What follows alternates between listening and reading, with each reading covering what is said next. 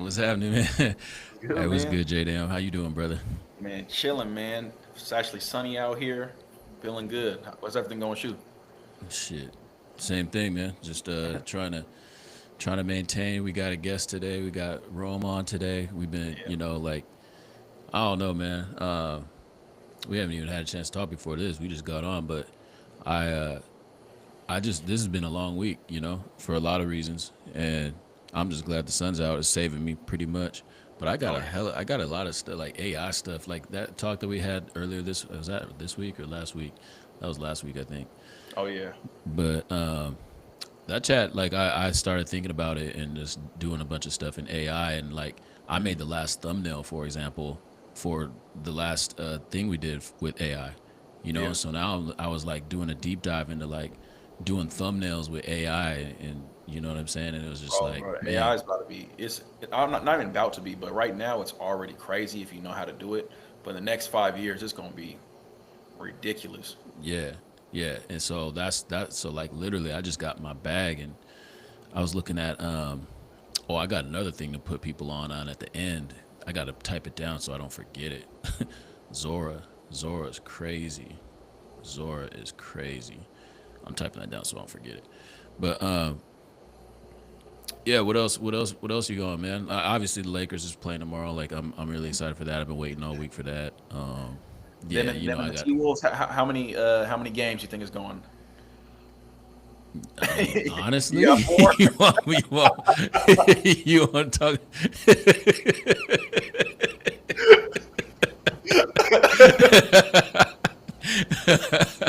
I mean, I think it's a Lakers sweep. four, huh? I already knew. I already knew. I don't know why I asked. I, I don't think they got much for him, man. I really Nah, don't. yeah. I think it might go. I think they can get one. Yeah, I think it might go 5 or 6. I think they're Yeah, I gonna think get it goes at five. home. What If it about goes, if it uh goes six, like here's what's gonna happen. If it goes six, bro, that's because the NBA wants it to go six. Like the refs are gonna be yeah, on bullshit, and they do that every yeah, playoffs. And I know yeah. exactly when it's happening because Oh yeah. it's like little stuff, like when they're like, uh, so for example, it's tempo stuff, it's momentum Uh-huh. plays. Like Yeah, that's when yeah. they make the random ass foul calls, and no casual fans don't see that. But I'm like, yo, that was a Yeah. huge momentum play. Like that No, was a yeah, six exactly. point swing with that call because he was about to get a Exactly. layup. They called it some dumb foul right here, Yep. and I'm just like, yeah, I see, they know what they're doing. They're manipulating No, the game. exactly. Who do you got? Warriors and Rockets. That's gonna be a good series, bro. Like, there's a lot of good series in this first one. I know Rome's gonna have some stuff to say about this too. I like the Warriors, man. I do I too. think they just. I like the Rockets though are gonna give the Warriors a lot of problems because they're so athletic and long. Pause. Yeah, Like, yeah. Yeah, no, yeah, but facts. I don't know. I Facts. just think that when you got Jimmy, he like they play at a different speed, Yeah. so they're gonna have to play some Exactly. half court. I think it's going to be interesting with Jimmy and Draymond playing against Dylan Brooks because Dylan Brooks is a crash out anyway. So he's going to do some He gonna crash yeah, he's out. going to do some wild shit. Steph going to get mad and torch their ass. But Jimmy is someone that you need in the playoffs. Like, I mean, playoff Jimmy really is a thing. You know what I'm saying? Like, All right, how about this? Can can Jimmy and Steph go for 40 every night? And what's Kaminga's story? Like, how is he not playing right now? yeah, He's out of there, by the way. I also, I think Kaminga's hella talented, but I don't like how he plays with the Warriors. Like he Okay, doesn't yeah, play well that's within fair. the Warriors offense. Like, and that's not saying he's not a good player, but he's better than uh point guard um BP. But BP plays pretty well within their offense. Like he knows when to set them off Yeah, ball screens and looks for the back doors and stuff now. Kaminga don't do none of that shit. Like Kaminga is coming in, he firing. He's trying not he he's trying to not get. screening away for Steph. He's not making those. He doesn't play well within their offense, and I feel like Warriors do a good job of finding players that probably wouldn't even make the roster on other teams, getting Yeah, players that play well within their offense. And I don't think Kaminga plays well within the offense at all. I feel like he does. that's I don't want selfish might be the wrong word, but he does a lot of selfish stuff, and he doesn't. He's not looking for Steph. He's almost thinking he's too good for their offense. Where it's like, nah, man, you got to buy into playing how they. that's Uh, fair. and I don't like how he plays within the offense. So I think that Jimmy's okay with taking the back burner to Steph. You know what I'm saying? Like Yeah. he's not gonna fire a bunch of threes. He's gonna play good defense. He's gonna play his role. Yeah, And Kaminga don't do that. I agree. I think Jimmy too doesn't play the way that traditional Warriors players play, or at least like Yeah, the flow of the offense. I feel for like there's a sure. Yeah, detriment to Steph's game in some regard because like he doesn't move off the ball like that, but yeah, he does a lot of other little stuff that you can't like. He'll set that little rub screen on the backside pause. Or exactly. he'll like time and score. He'll like slow it down a little bit and be like, all right, I'm gonna pick this dude apart and figure Exactly. out where the double's coming from. You know what I mean? He's thinking the game. Exactly. He's a And high that's what I IQ like player. about Gary Payton playing with them. Like Gary Yeah, yeah. Payton, he High IQ might player. have 2 or 4 points and a couple rebounds, but everything he does within the offense of the extra tips on the ball, the rebounds, tipping it to teammates, the Yeah. extra down screens and reads, and everything he does when he's in the game, I guarantee his plus minus is crazy. I think that series is going 7, bro. Like, Oh yeah, I like the Rockets. Ime is a good coach, bro, and his yeah, teams play to his personality. They're for tough. sure. Yeah, They're yeah, yeah. athletic. They're gonna give Yep, you buckets. They got a veteran point guard in Van Vliet. Like, yep, I just really like. They got a big in Sengun who's smart and really good touch around the basket, really high yeah. IQ, good footwork. Like, I Mhm. just feel like they just have a lot of tools. I just don't know if they're For ready sure. yet. Like No, yeah, yeah. the They're still experience ain't young. there yet. Thompson Yeah, is he's a freak, man. Thompson is, man. He's so Cam damn Whitmore even. Cam Whitmore oh comes yeah, off the yeah, bench and facts. he's trying to get Yeah, busy. facts. Facts, yeah. Like, yeah, I just like their team a lot. I like their personnel, man. I think the For sure. NBA right now has a lot of teams like that are just like Oh yeah. Pistons and Knicks is going to be crazy. Cade is Oh yeah, people facts. haven't seen Cade this year. Oh yeah. He's on like a whole nother level Oh, to he's me. going crazy. Yeah. So I mean, you got a lot there. Real quick before we get Rome on, let's talk. I want to show the. We talked about the crypto market last time a little bit. The orange man's still out here just doing what he do. It seems like we're kind of in this standstill right now. Bitcoin's still at 84,000. Ethereum, ETH is still at 1,500. Not much has really changed since we last talked. But I will say this: I was texting with a couple cats, the Degen University. Shout out to y'all. Solana and Tau, like those are. I'm biased, of course. I'm going to talk about my bags. For sure. Solana has been really strong in this Hmm. last like this consolidation period. Like even just over the course of the whole month, it's really rebounded well. It's sat up, like it's just been really strong in my For opinion. sure. Like in No, I terms think of I just think holding I up. think Bitcoin, Solana, and XRP have held the best for sure. Yeah, Because I mean, I agree. even because even people, you could call it a crash if you want.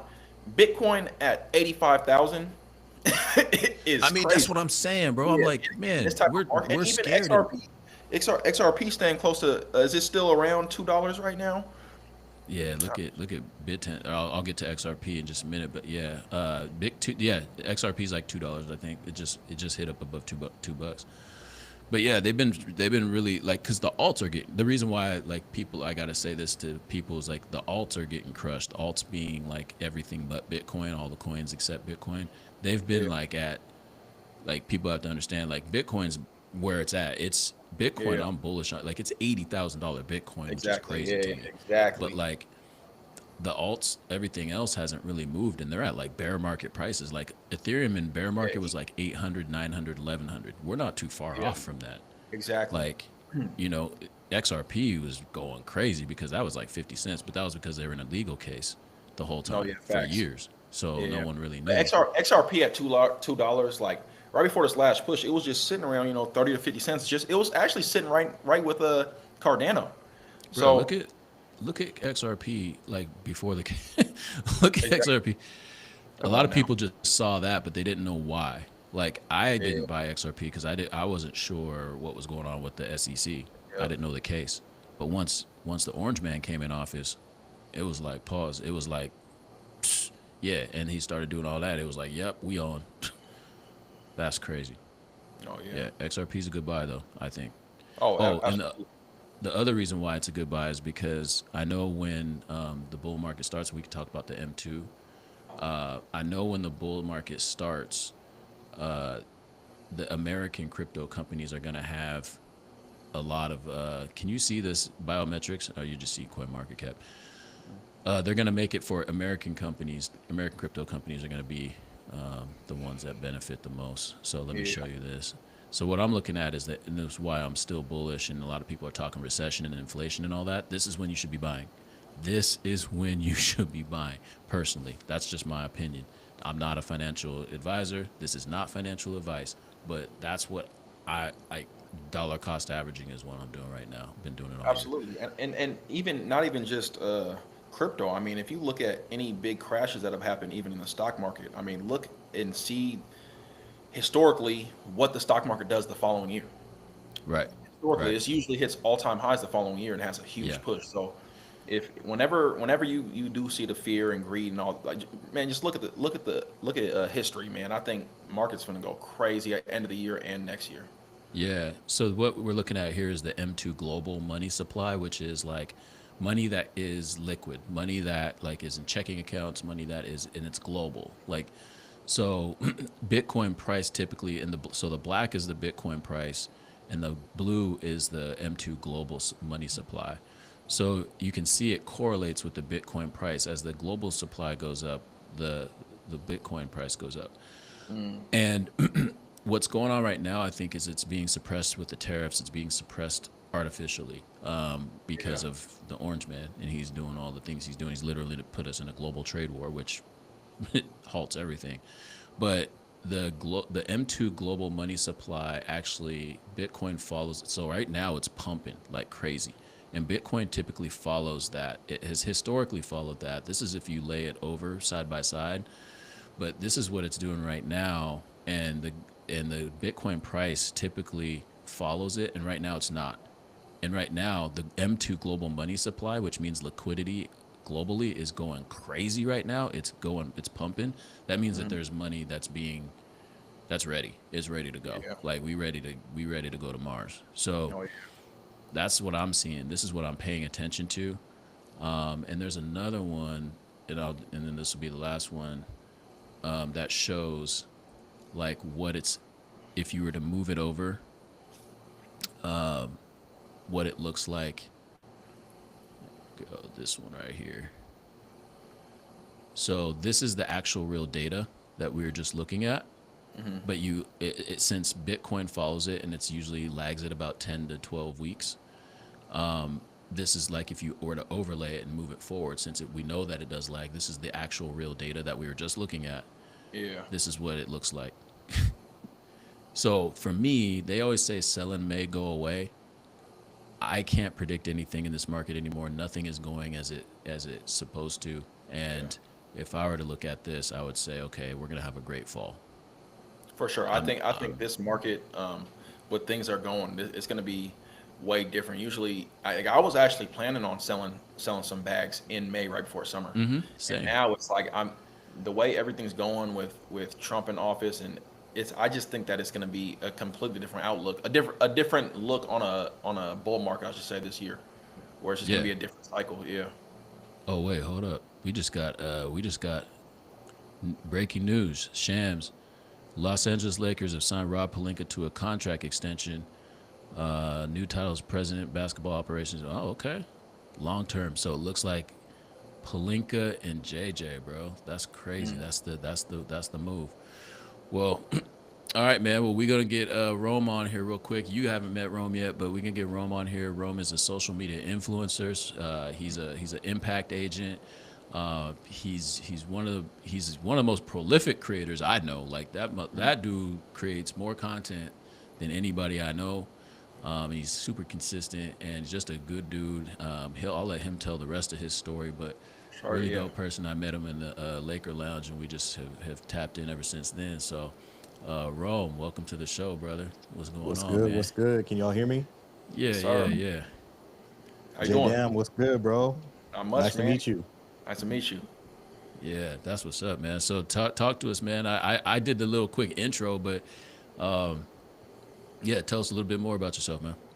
A little bit more about me. Okay, so I mean, we're gonna start. You see the anomaly hat. I consider myself an anomaly. There's not a lot of people like me from a fatherhood standpoint, from just everything I do, and to kind of take a step back from there. So right now, stay at home dad or work from home dad, however you want to position it. But my kids are my number one priority. I'm a caregiver to my daughter, who is a medical needs warrior. So that is literally like my sole kind of thing that takes up a lot of my time. I also have a 2 year old, and so my 2 year old son is very much in his daddy era. So it's just me and him. That's my little man's. But outside of that, a lot of things. I'm a content creator.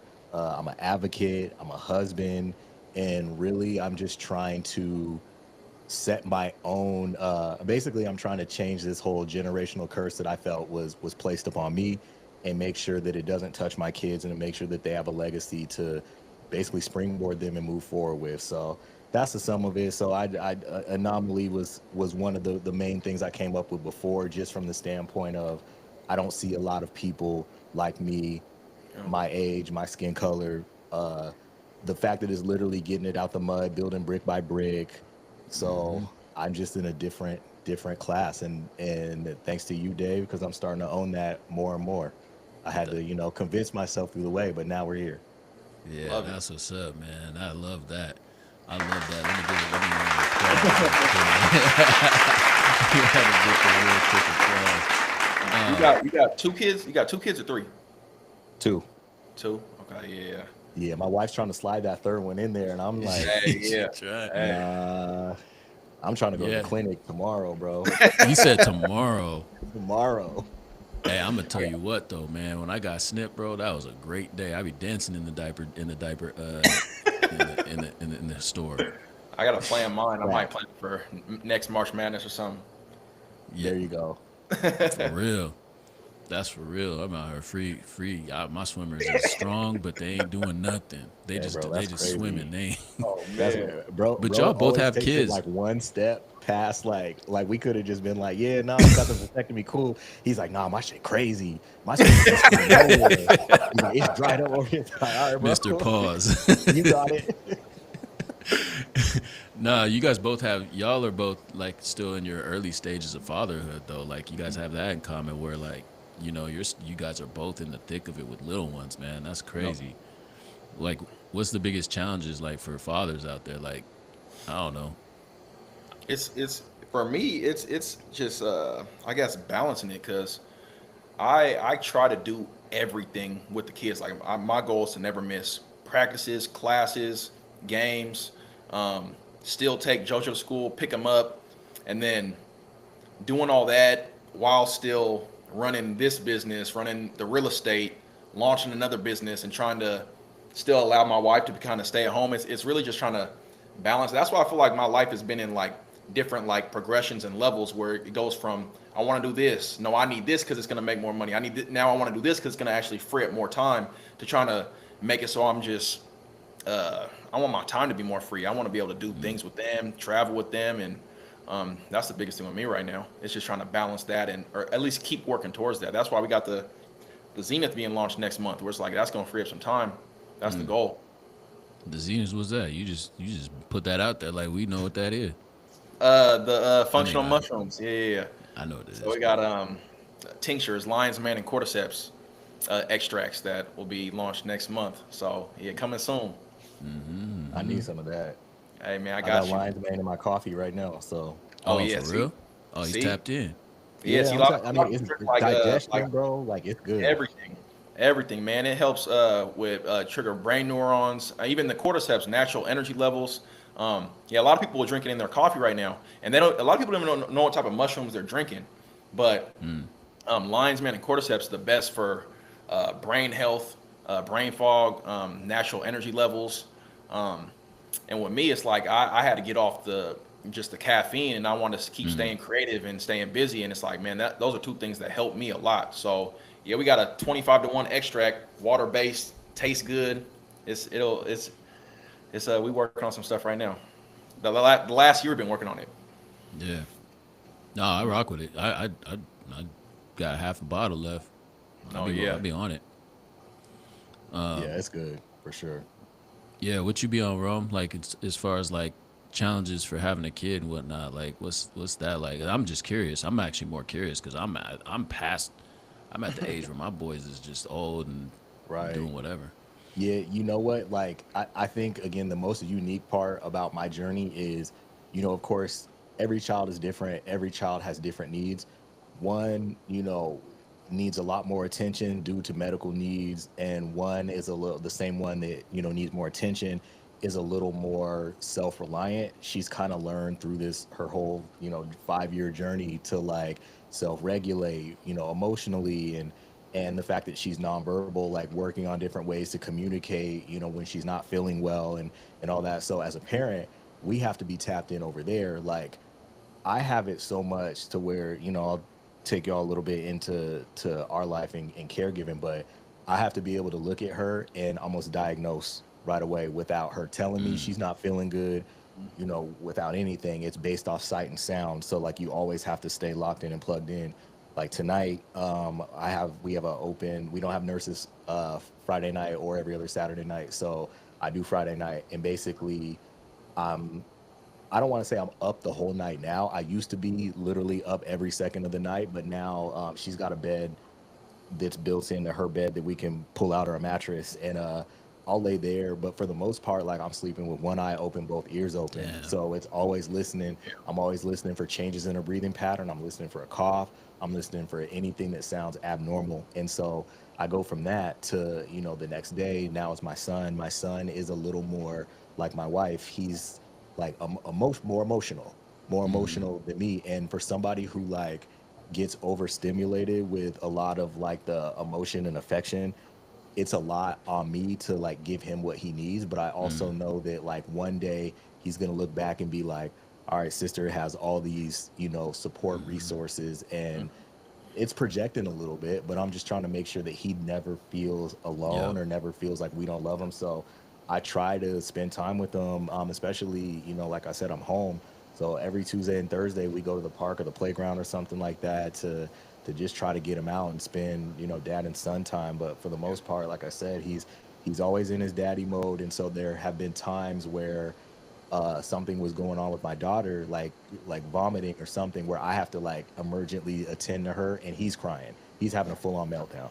And I, as a parent, like I got to decide like who am I helping right now? Who am I helping first? So that's kind of all of it. And just we can't, because my daughter has machines, because she requires a lot to leave the house.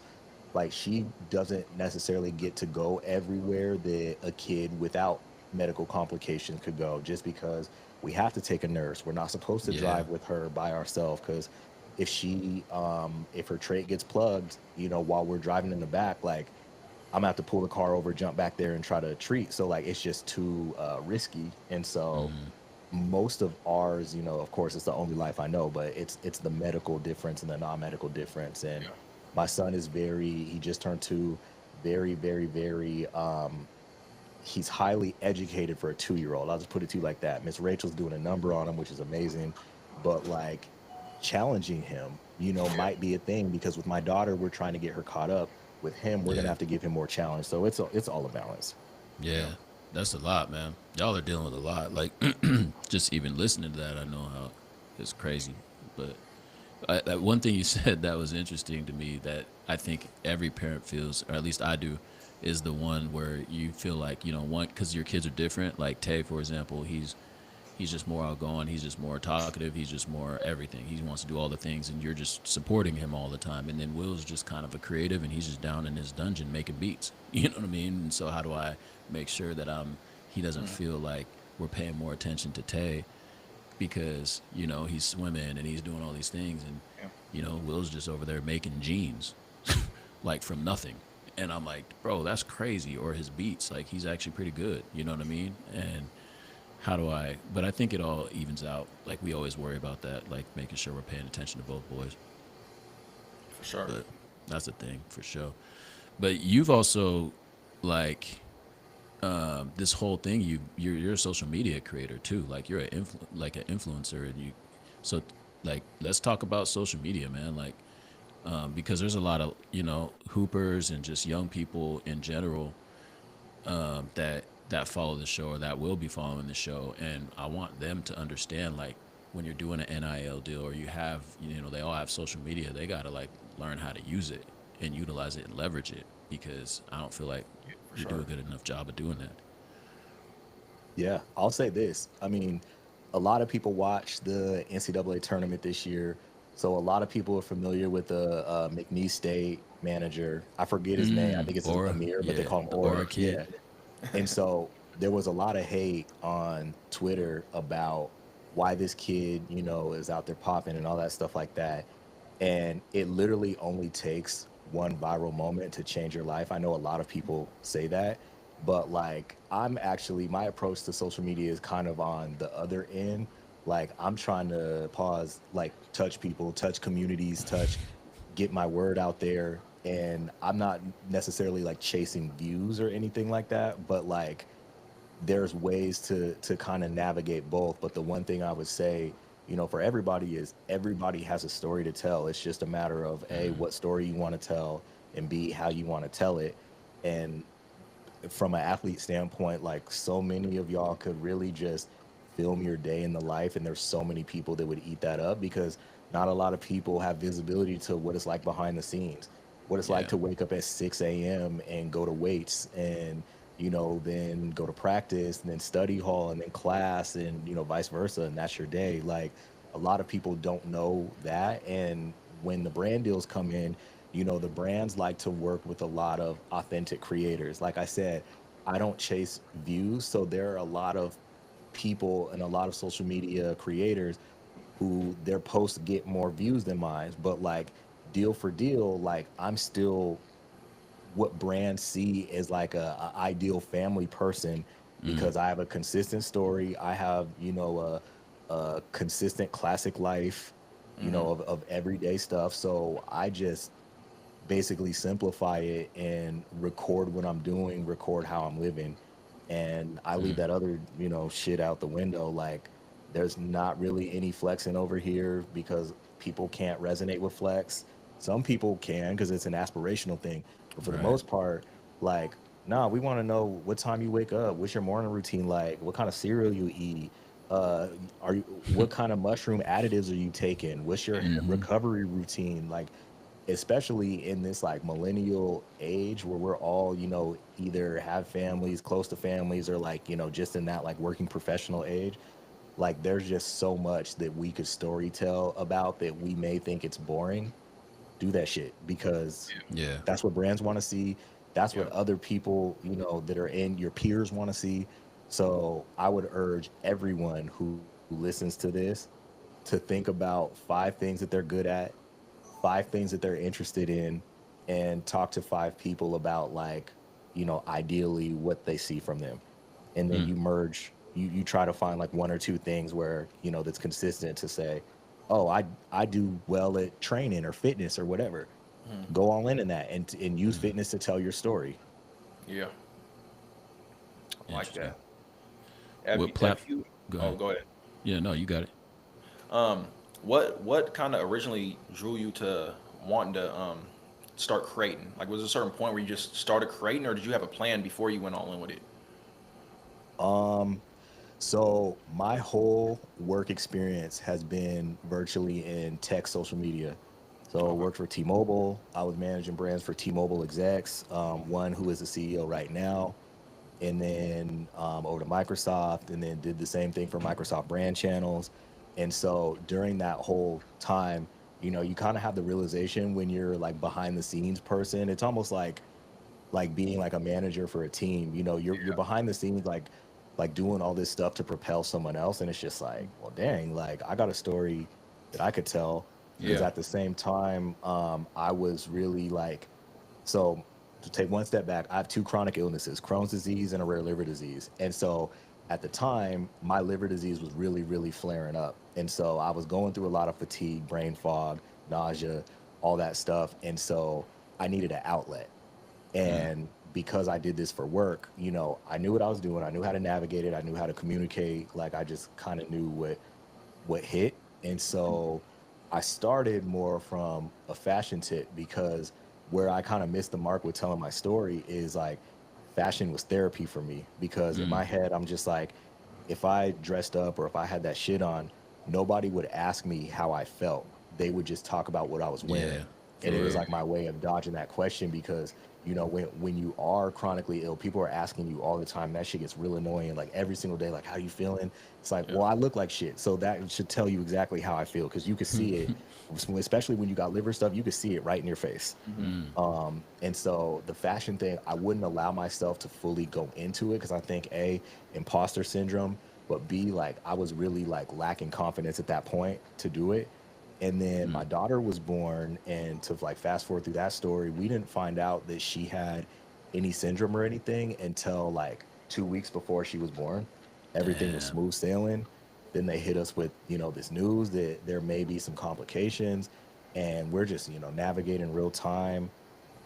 We had to have a conversation the week that she was born. They said that she's probably not going to be breathing when she comes out. What do you want us to do? So, like, I had to step into that parent role, medical parent role right away. And both me and my wife looked at the doctor and we're like, save her.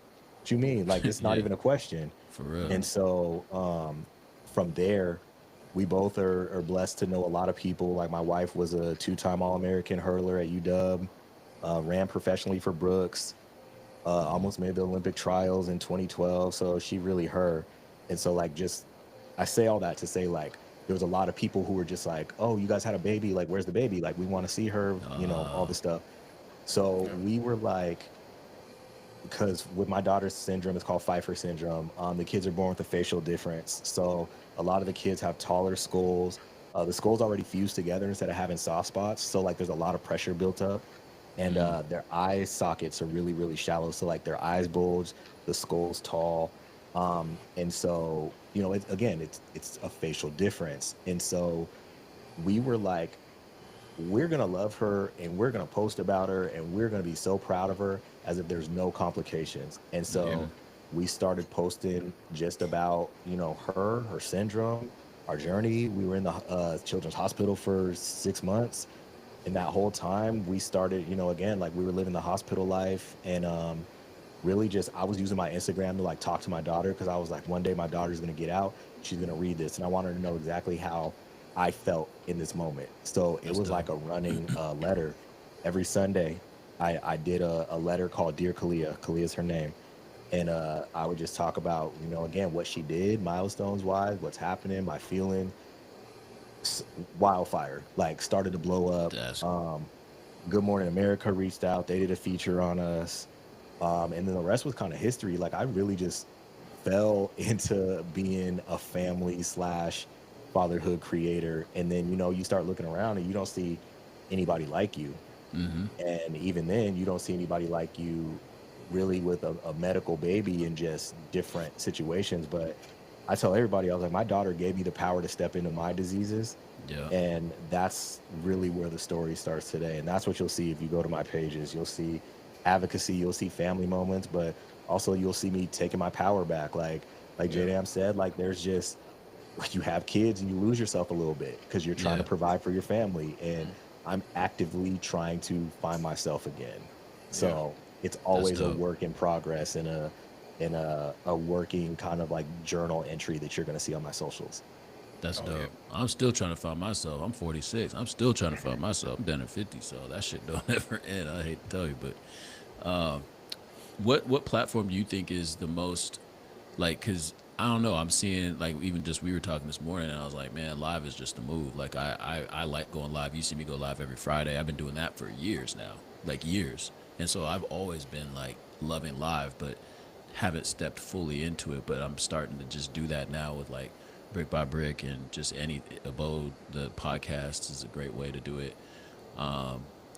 Even on IG, I don't do that live as well. But then when I said to my kids, I was like, man, live is underutilized, I think. And they're looking at me like, what are you talking about? Everyone I watch is live. You know what I mean? They're like, it's oversaturated on the live. So I don't know. Maybe I'm just a boomer and an old head, but I'm like, nah, I don't think it's really, I think live is just, I like unscripted.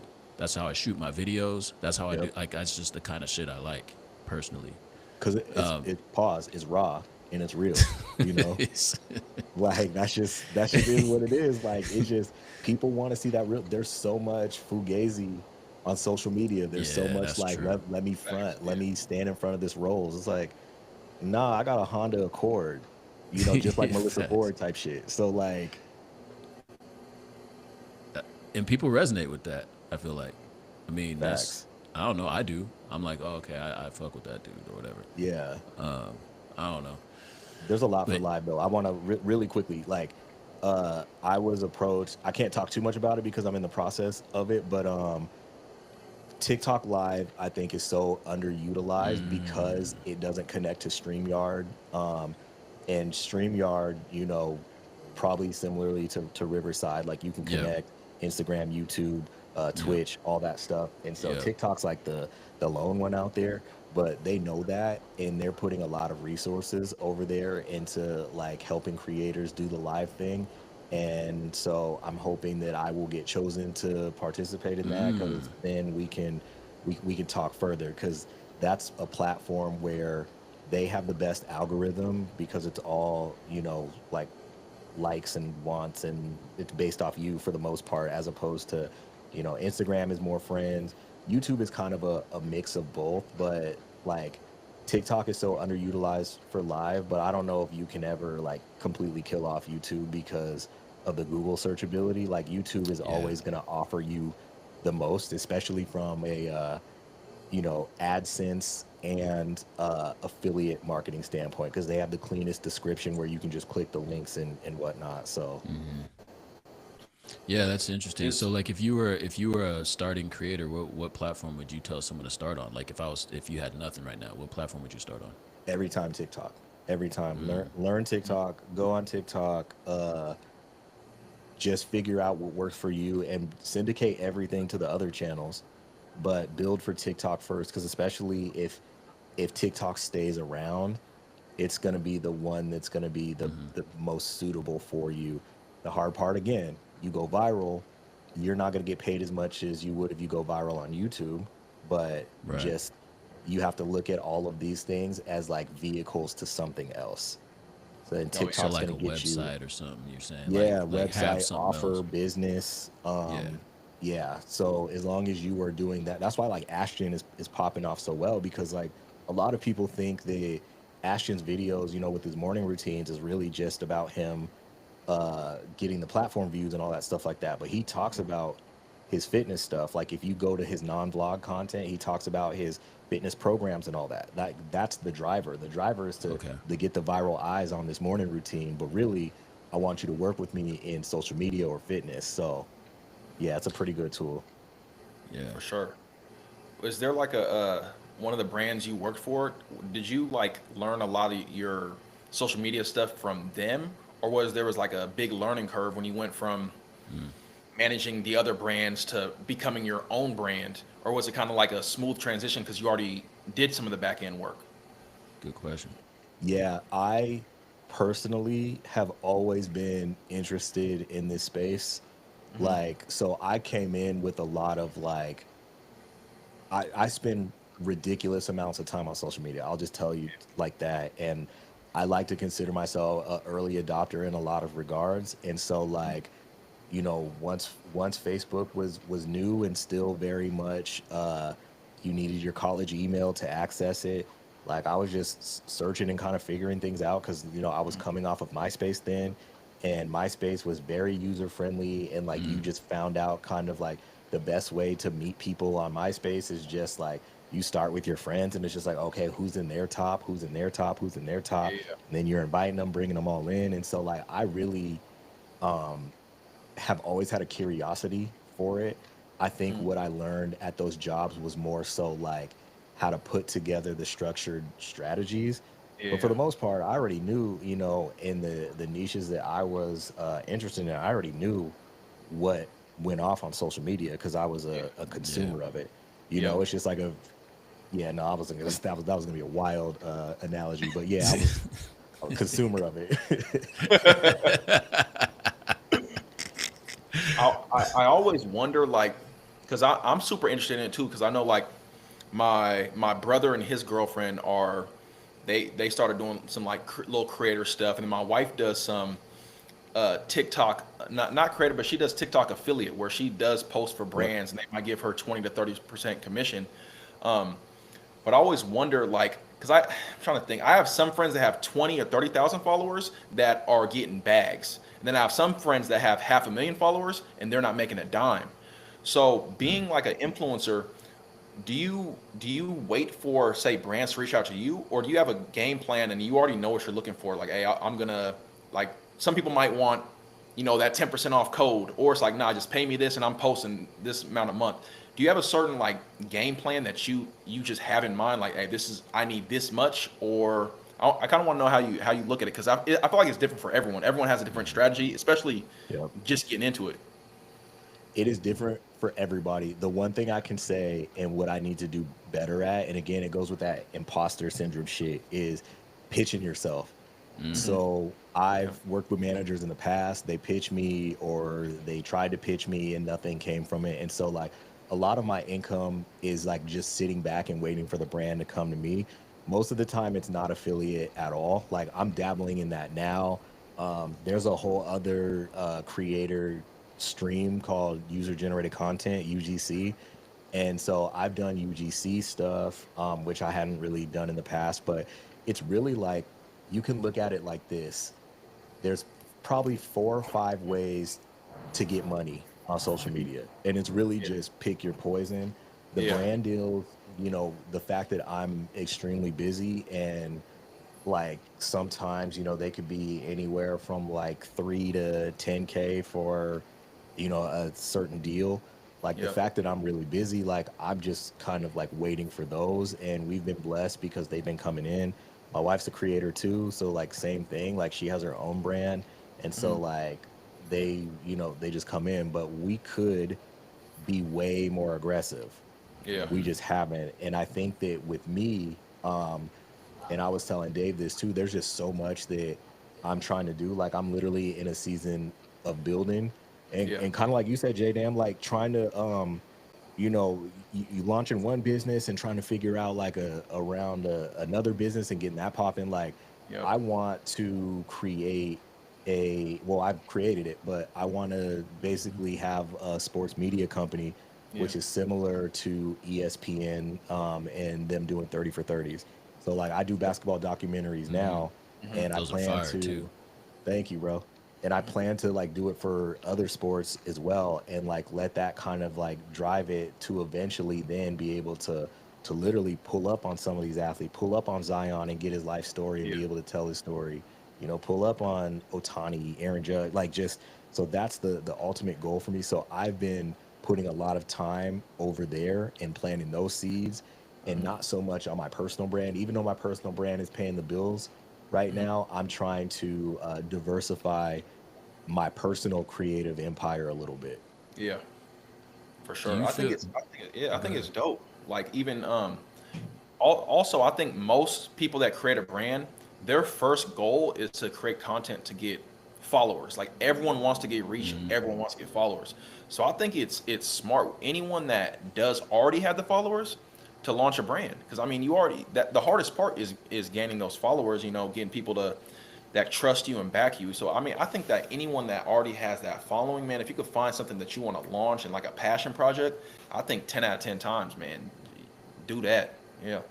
Every Hmm. time, especially Yep. if it aligns. You know what I mean? Like if you're not Exactly. going too far, like this is still in this same stream. Like if I had to, sum up my legacy or what I'm trying to build, like I want my kids to be content millionaires. And the Yeah. reason why I want them to be content millionaires is because I am basically building that legacy in public. I'm building this digital social media blueprint, essentially, whatever you want to call it, but to show you how to take one idea and one story to monetize over here, to set up this income over here, to set up this passion project over here, to Mhm. then use all of that and invest it over here.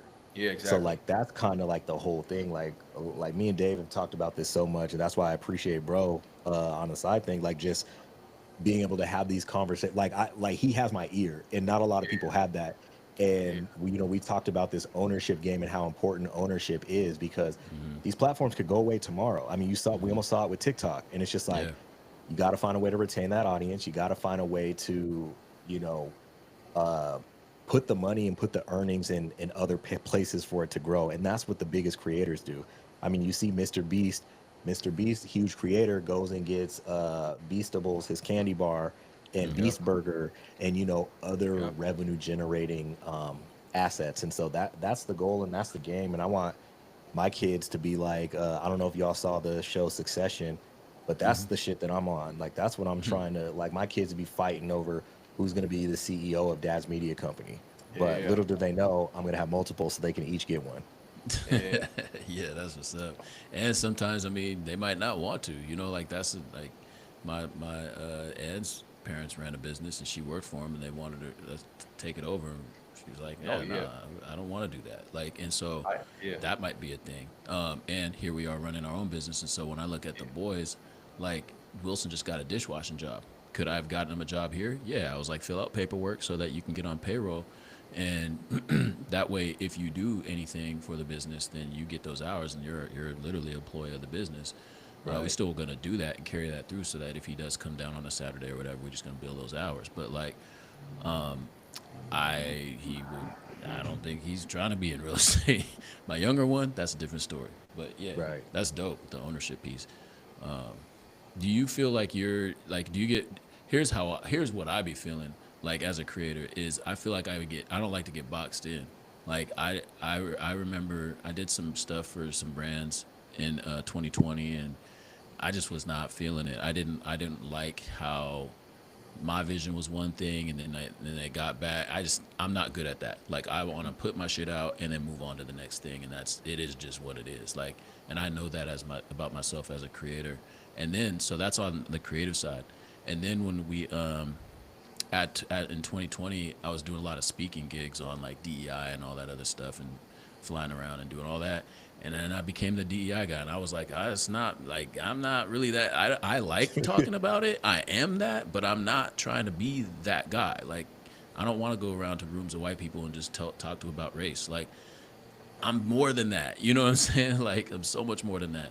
That's part of me, but like it's not all of me. And pause. Yeah. And that's why I just, I don't know. I feel like I don't. I'm weird in that way. Like I'm starting to discover like I don't like to be boxed in, and I don't know. I'm all over the place, man. I'm random. No, I agree with that. I feel the same way with different avenues of things. Like I feel like I need to feel free with things. So even like the family owned crowd business, at some point Hmm. you might I want to take a week off, but you can't because it's a family owned business. Right. That's With yeah. real estate, you'll feel boxed in depending on what clients you have. Like, okay, I need to like Interesting. if, I have some clients where it doesn't feel like work. It's just fun, everything's smooth. And then you have some clients where it's like, shit, fuck this. Like I need to do something else.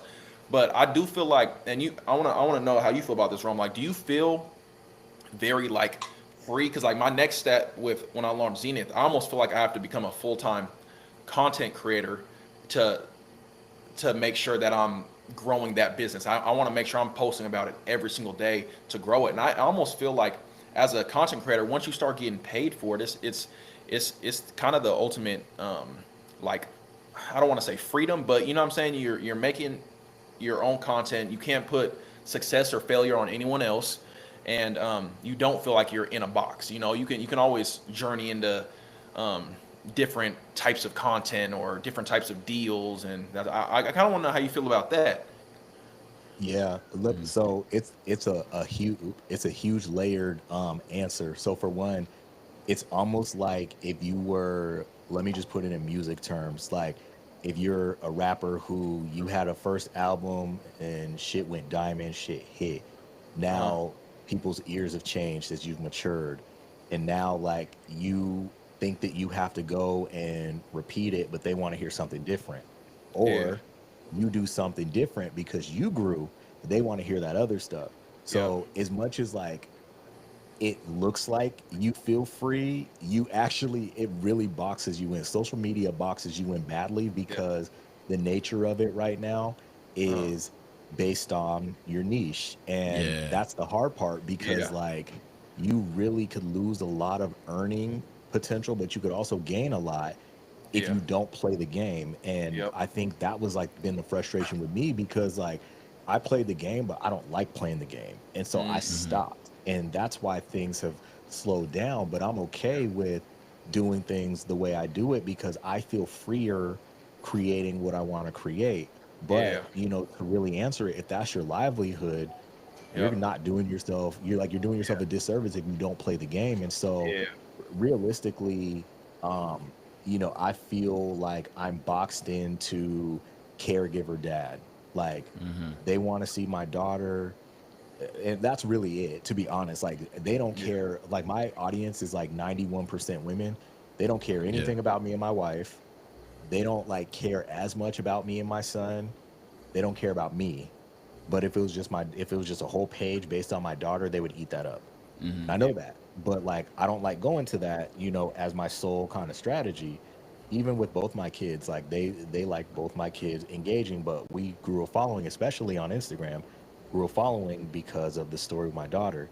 TikTok, it was a little similar. We started to blow up because me and my daughter. And now Mm-hmm. when I try to go do other things like Mm-hmm. going to these sporting events or whatever, like your your page is cooked essentially unless you Mm-hmm. find like that one repeatable format. And that's why you see so many creators find that one format that works and then they just do it over and over and over again. But I'm too like my brain is too wide open for that. Like I Yeah. can't close. I don't mean offense by, saying that I would be closed minded to like just do that cycle. But for me personally, I really have to like rein myself in mm, to be able to produce like that. But I mean, as you see, a lot of these people get these great platform bonuses because they're driving a lot of traffic. It's very, very consistent. And so, one thing I would tell you, and that's kind of why you have to break off into these little niche brands. And yeah, so like I mentioned, I like sports. I like talking about sports. yep, My wife and I, like our thing before kids, we were sports travelers. We would go to a road Seahawks game every single year because the Seahawks are my team. We've been to road baseball games. We've been to road basketball games. Just hmm, we're in a city. We're most likely pulling up to a game in that trip, and so people didn't like that shit. And so I had Yeah. to create a whole other separate brand, mm, which is incongruent with my sports storytelling brand. So Mm-hmm. I'm gonna be focusing more time over there because I'm in a like April's dope because April got NFL draft, MLB's going on, NBA yeah, playoffs. Like that's Yeah. just that's one of my seasons. And so and college football, spring ball, Mm-hmm. so like I'm Yep. tapped into all of it. And so I have this other page, for that. So you really have to kind of divide your brain and conquer, but it's really the only way. You could do it the other way, but it's not going to hit as much. And especially if you got a business and you're trying to get sales and whatnot, you got to just be repeatable. yeah, yeah, Yeah. Fred said real deal conversation. Salute fellas. Yeah, shout out to Big Fred. Fred in the Big building. Fred. We try to get the Lakers lounge on here, but he'll be on here at one time, some point in time. Yeah, man, that's real talk. You, I don't know if we should get into this, but like, I wanted to talk a little bit about your home purchase because this is we're at the end of the day, this is powered by Windermere Bowman Real Estate Company, but like, and we're not here to talk about real estate, but I do feel like your situation was a contingent situation, and that was hairy. You know what I mean? Like, there's a lot of moving parts in that, and I feel like a lot of people should, I don't know, at least talk about that for Yeah, just a little bit, or yeah. just No, experience that. I'm cool to talk about because like realistically, here's what it came down to. So when my wife and I bought our first house in 2018, we were like it was perfect. It was just both of us. It's 3 bedroom, two and a half bath. Perfect. My daughter comes along and perfect. Like she got her own room, cool. But like now that she's here, we have nurses in the house because Mm, she got cleared for 24-hour nursing support, but she doesn't always get 24-hour nursing support. And so we have nurses in and out of the house, even to this day. And so a lot of my daughter's extra like machinery and supplies and stuff were taking up all the closets and all that stuff. And if we ever needed support and my in-laws to come up, we just had the one guest room. So now my son is born. And so now my mm. son is sleeping in the guest room, but when people come up, there's nowhere to stay with them. Like we just got a house full of things and people. And First of so, all, well, before that though, yeah. what got you into, like, who told you to buy a house? Like, is that something that you just knew about, or is that something that you like? Where you know what I mean? Before we go, Yeah. for I don't want to get too far along before No, I no, you good. ask that question. Buying a house was always, I think, the goal because you like I said, ownership. You know, Yeah. you're Okay. looking for something to own, but also my wife and I were renting a condo, and even though we were renting this condo, it was the lady at first said that she was going to sell in 2 years or sell in a year, but she loved us so much to where she was just like, I'm not in a hurry. Y'all can stay for another year. And so it was coming to the end of that second year Got and it. we were about to get married. And so like we felt or no, so I'm sorry, we got married the first year. But we were newly married. And so we were like, I feel like we gotta, figure this out like soon Mm-hmm. because she clearly wants to sell. She told us twice, but she was kind of like waiting for our timeline and she didn't actually say like, hey, I'm selling right now. But I'm one of those people like I can't wait for somebody to say that because that's too much stress and Mm-hmm. anxiety on me to then try to find something, in that time. So without her telling us, probably with it was probably like I don't know, like 4 or 5 months or something away from our lease Okay. ending. I was like, let's just look. So we ended up finding one, and it was everything we wanted. It was at the top end of our budget, but like it just had everything. It was move-in ready, didn't have to do anything to it from a construction standpoint or a remod standpoint. So yeah, we was just like, let's do it. Like we got That's cool. jobs like in location. I've always been a big about location, and I'm just like, yeah, let's do this.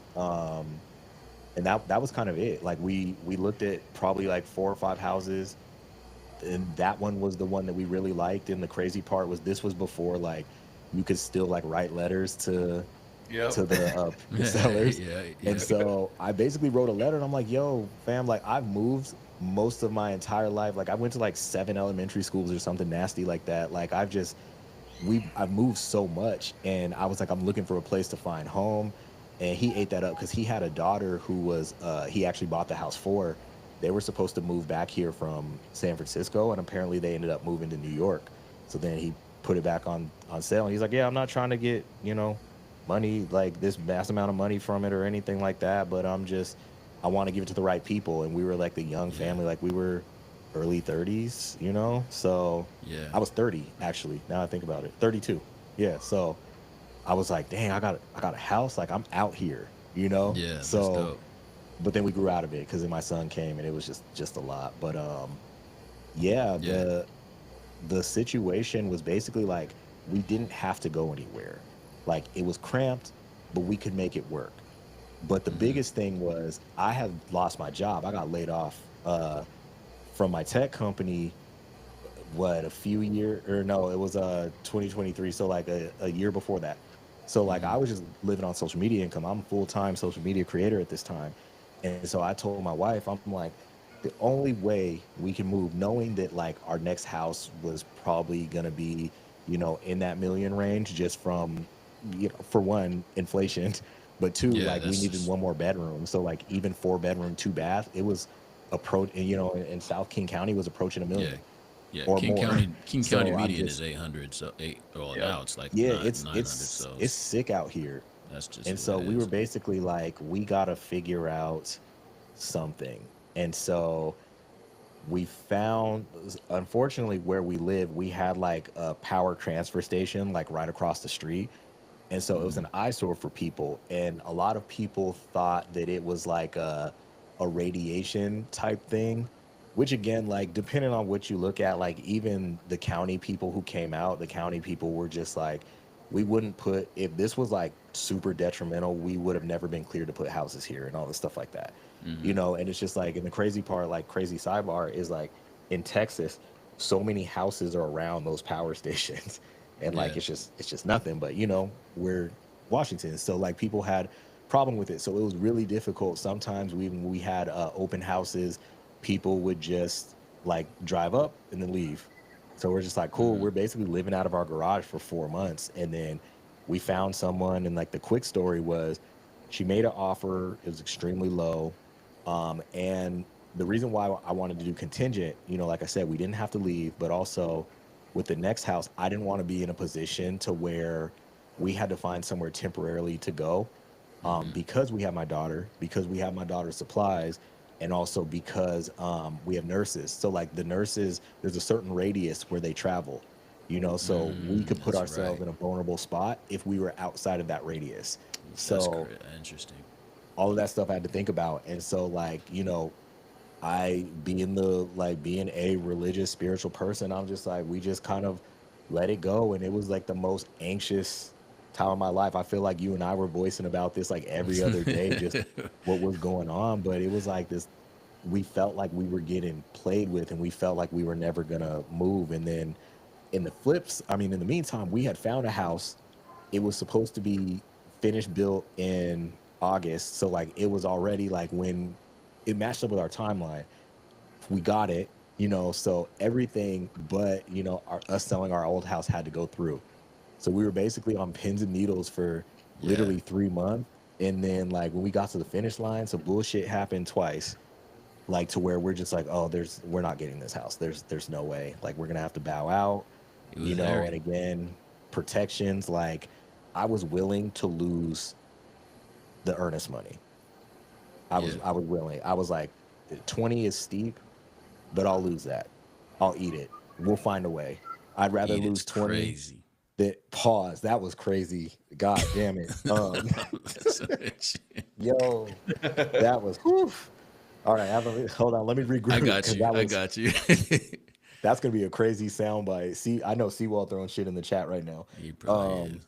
yeah, no. So I was like, we basically, if I have to take this loss, then I'll take this loss for the peace of mind. Yeah. That amount of money would have stung badly, but I know that Yeah. like I'd rather be that than without a house, like in this, gray area. So literally on closing day, the other buyer, it ended up working out for him. We had to extend closing day by a day. It ended up working out. And by the time that shit happened, like both my wife and I were like, we just fell out because it was emotionally draining. We've never seen, like I mentioned, our daughter's nonverbal. We've only seen situations where she is like visibly like stressed or like PTSD when we go to the hospital. And she was really concerned. Like it Yeah. was impacting her so much and we could see it. And we were just happy to be over. And then we moved and and now we're here. We each have space and God has blessed us. God has taken care of us. Both my kids got their own room now because when my in-laws would come up, my son would have to sleep in the laundry room because there was no other where for him. Like he was really out the mud with it too. And everyone was like, oh my God, the laundry room. Like, shut up. We had a window in there. Like a lot of people were like, Hey. why is he in the laundry room? The sense, the ventilation's like, we got a window. He's fine. He's good. And clearly, y'all ain't never been in nothing. Y'all never been had to fall asleep in a Man. laundry room or nothing. So Bruh. like you never struggled before, but okay, go off. Oh, we Yeah, used to. so I used to have to live in a. Well, back when my mom, it was just my mom and us four, and in Gig Harbor, we lived in a duplex, and we had so me and my brother, we would sleep out in the garage with the rats. Like we would literally hear rats out there and have like traps and shit out there. Like it was yep. crazy, bro. Like we had five people in a two-bedroom duplex. It was wild, wild times. It was not, and going and out in Gig Harbor, that's like wealthy, affluent area. So Right. yeah, it was. No one was coming to the house. Hey, can Yeah. we go to? Nope, you ain't coming to my house, bro. Like it was the homies was coming, and we had a weight bench out in the Yo, garage in the summer. We'd be out there blowing big ones and lifting, and then pulling licks, doing that dumb whole stuff. sequence was crazy. Yeah, I that can't that wait till was you that listen was to kind of that crazy, back. dog. I can't wait till you listen to that back. You got me beat, bro.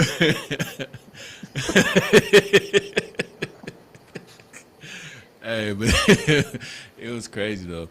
But yeah, man, I appreciate you telling that story because it was interesting hearing from a seller's perspective and buyers. And so for people that don't understand, like a contingent sale is basically like you have to sell your house to buy the next house, pretty much. And so Yep. there's rules and deadlines around that, and it's really contentious. It's a fine balance and anything can happen in that time frame because you're dealing with so many different people and their situations and you have no control over it and it's really hard. Zero.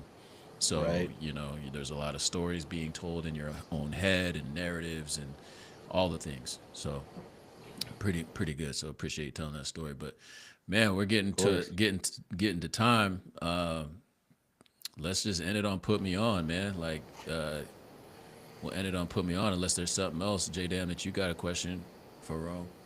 Uh, Because I I don't know think. I you think gotta get some. the only other question I had was how do how do you I'm trying to think how to even put it. Um, how do you navigate pricing yourself as an influencer? Like obviously everyone gets Yeah. different brand deals, but like do you reach out to brands like, hey, I need this much? Like feeling some type of way? I always wonder how if brands kind of, hey, this is how much we're willing to do, or you tell them like, nah, I do it for this much. Like how do you navigate trying to price how much you think I guess you're worth in terms of creating? Yeah.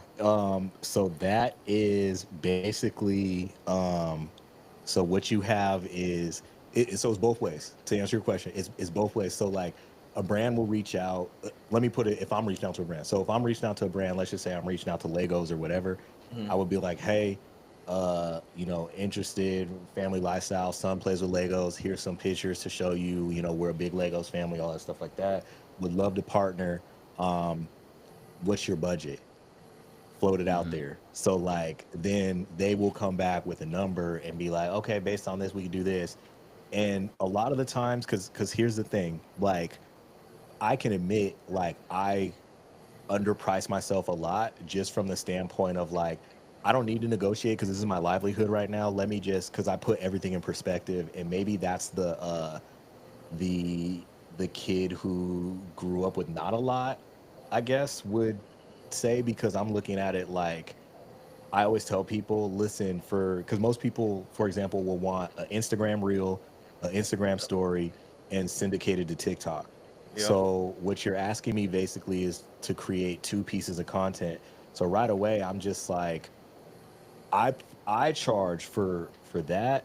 I'm at least starting at 5, and that depends on like um what they want for exclusivity. I mean, and like how much for ads and how long they want to run it. And so I start there. A lot of people will be like, "Yo, you need to start at 10." Like I've had people tell me that you need to start at Hmm. 10, and I'm just like, put it in perspective. It'd take me 2 hours to make these two videos, so I'm making 5K in 2 hours. Yeah. Put it in perspective. But there is, when brands reach out with something like I do, there's a tax that they may or may not know. There's a tax to have my daughter in it, because the one thing, again, I know why, that I'm self-aware, and I know why we fit the brand model, because we're a black family. We probably are looked at as a safe black family, but we Hmm. also have a little girl with a visible disability, Hmm. so like there's a tax for that, because you're going to use our likeness Hmm. for your business, which again is a partnership. That's what happens. Yeah. But the one thing that I do is I'm just like, okay, if this is what it is, it's actually going to be this much, take it or leave it. And usually there's some room for negotiation, but when it comes down to it, it's whatever I want to do slash feel comfortable with. But the one thing I do now that I should have done a long time ago is, I create the same sort of content, day in the life for all of these brands, because that's what they want to see. So we show all the caregiving stuff like that. And so I needed to do a better job back in the day of masking my kids' faces so you can't see it. So like now they're in there, but it's going to be from like a back angle.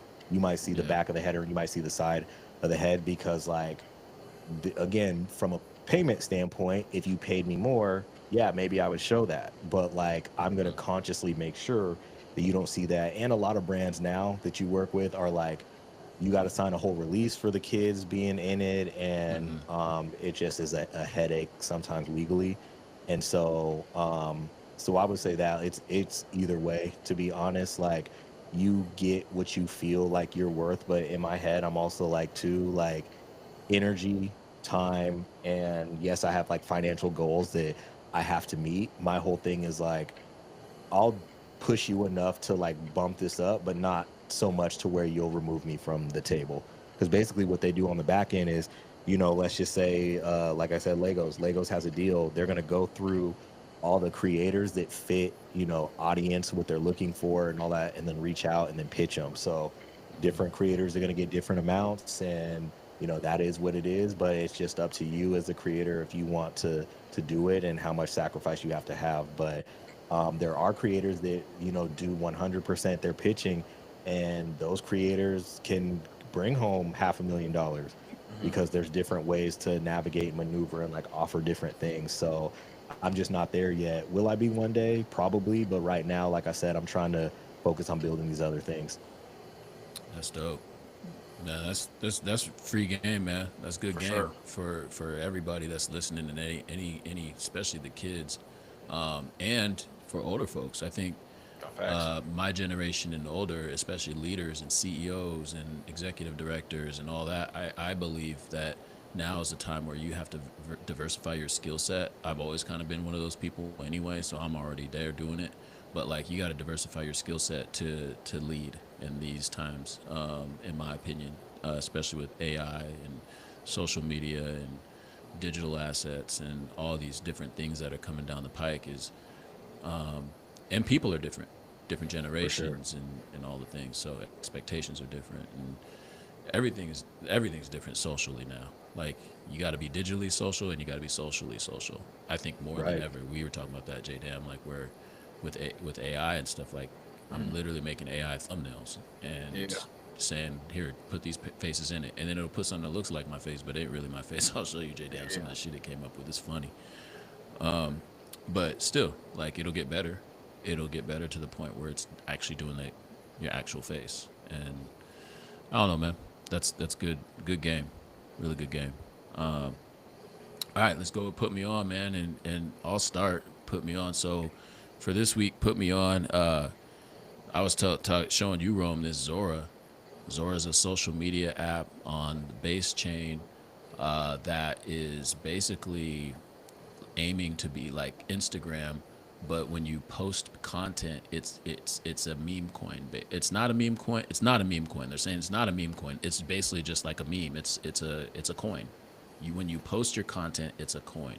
So what happens is I believe it's 1 billion get minted, 1 billion coins. So if I posted a La Russell video that I made, I posted it, and that video is basically turned into a coin.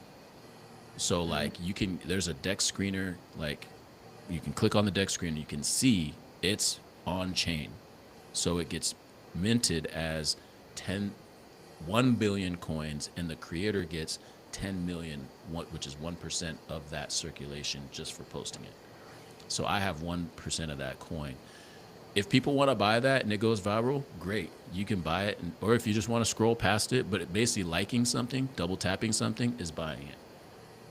And it's a fascinating concept to me, and I believe that creators, we've been handing over our stuff to these big tech companies for so long, and I hate it. I absolutely hate it. But like I feel like there's a way. I don't think that Zora is going to be the thing, but it's very fascinating as a concept, and I definitely think social media and digital assets and crypto are, it's like NFTs, crypto, and social media all rolled into one, which I think is super dope. That's Zora. That's what I got. Man, I'm gonna keep it real. I ain't even been on no TV, no movies, nothing the last 2 weeks. I've been in grind mode. So I've been listening to Nip. That's about it. I am going to see what's it called this weekend though. Sinners. Sinners, bro. I Yeah, need I'm to about to go see see that. Sinners. It got 100% review on Rotten Tomatoes. So it's Highest ever. yeah. So I'm Ryan about to go Coogler. see that. Ryan Coogler. Yeah, Sinners, man. I need to see that, bro. C Wall seen it. He said it was. He said 11 out of 10. I Yeah, was like, 11 out Oh of damn. yeah. 10. C That's Wall. Oh That's yeah. not a. He don't just give 11 out of 10s out. Okay. Yeah, it's good. Everybody said that though. Everybody yeah. Oh I've yeah. seen that's seen it has said a 10 out of 10, if not more. The Oh timeline's yeah. been buzzing about it. Oh yeah. See, Timelines. I'm Yeah, it's excited. crazy, bro. I mean, and Rome, you've put us on to so much this episode already, but put us on. Facts. What you on? What you gonna do? The Owls, Drake, what? Like, Nah, what you about to do? I'm gonna get in my old nigga bag real quick, and I'm gonna put y'all on to. So we gonna talk really quick about health, recovery, black men, brown men, millennial men. Go get your scans, go get your checkups, go do your colonoscopies. They're gonna try to tell you that you're too young to get it. book that shit anyway because we're losing our kings early. I have Crohn's, so I have to get colonoscopies annually, and they're trash. But go do that. There's one thing I want everybody to do. Um, you can do it through LabCorp. So through LabCorp has different tests. I think everybody once a year, whenever you do it, top of the year, go to LabCorp and do a full health panel.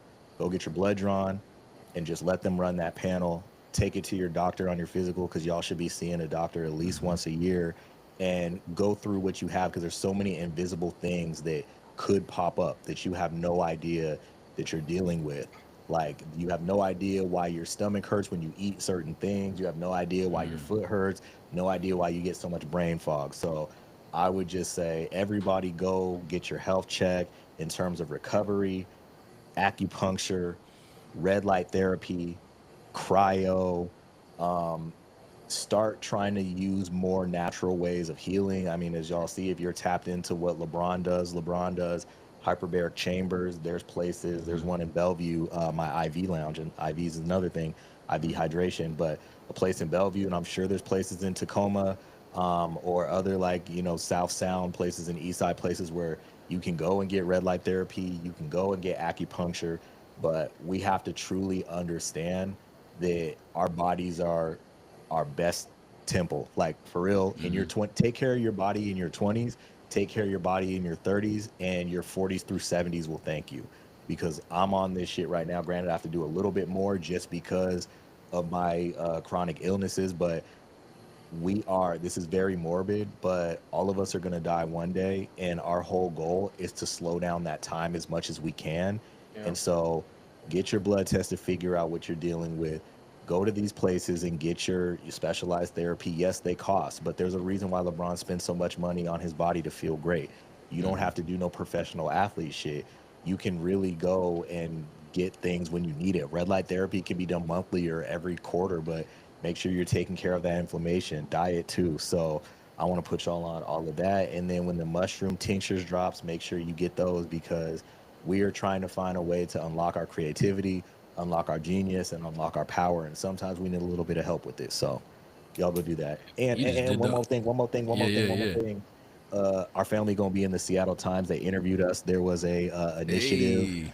I forgot the number of the bill, but I've been advocating for it the last year plus. But early learning services, which my daughter went through after she left the hospital.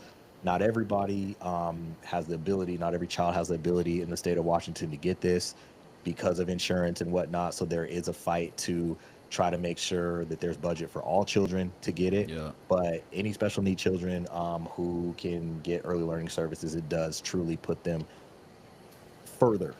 And so we did a feature with the Seattle Times about the initiative, but they asked for our family story. So that should be coming up soon. They came to the That's house and did dope. a photo shoot. So look out for that. Send Yeah. it to me because I don't get the time. So That's Yeah. what's up. Hey, he just did a full promo for the cryo spot, J Dan. And performance, man. Pull I mean, up, he man. just did a South whole Sound area. he did Red a light, whole cryo, infrared. I'm telling you, it's the get. I've been telling people forever though. Like, man, if you want to get your health right, and for the prices we have, like we made it certain prices for a reason so that people can get in. Like when I was yeah in Cali, it's $100 to get in our chamber, and yeah here we have memberships for 99 a month. yeah. So I I need to mean, tap in, bro. only medical grade red light bed in the town, only Everest cryo chamber, infrared saunas, compression. Come on, man, get right. I'm gonna be giving niggas buckets till I'm 60 if I get like for real. I'm gonna be giving niggas buckets for a long time if I start going there, bro. Because it's already I'm telling you. yeah. I'm But telling you. anyway, let me get a shot real quick. A little shot for the thing. Yep, just at least smile. let me He zoom said, in. Here we go. he said, yes, sir. Yep. All right, we're gonna put that up in the stories. And man, this is a good game, man. Really good one. This is Sure. the longest brick that we've had so far. So man, I This was a appreciate good you, one. Rome. This Yeah, was a good really one. good one, man. Like really good game. And Of that's what I'm course. excited about this platform and just growing it, man. And it's gonna be we got hitters coming on every time, you know, or we're just gonna sit here and talk about the markets and talk about what's going on. So we just want to put young bulls onto the game and have young bulls on here too from Tacoma, like and just Oh yeah. have it open to like I got my brothers at the Kelsey Plum dog camp. I want to see if we can go live from the channel at the Oh yeah. camp. I think it's in Arizona, and she got like all the Okay. top. They got all the top guards, and he's helping train, doing one Oh of the yeah. trainers for that camp. So that's Yeah. super dope. Yeah, there's just all kinds of ties here and whatnot. We're just trying to help people through life, but also luxury real estate as well is one of the Yeah. things. And there's black and brown and young and athletes and actors and music people and all the things that are in luxury real estate too. Exactly. And they ain't talking to them like we can talk to them. Exactly. So that's the whole point. And it's all the things. It's like we just talked about this whole time, Yep. which is like it's more than just one thing. You know what I'm saying? Yep. It's life. It's real. Yep. So appreciate you, Rome, for coming on, man. And Appreciate it. man, brick by brick, we out of here, Hey, y'all. Tap in, and sir. we have the ETC hoodie giveaway Oh this yeah. next week. In the next week, I got some. I found a joint just sitting in it. I was like, damn, I forgot I even had that. Still in the bag, everything, because we got two accidentally for Christmas, and it's a dope joint. So, like, yeah, we'll go ahead and give that away to somebody. So, stay tuned, y'all. Stay tuned. Sorry. All right, y'all. Brick by brick, All right. we good.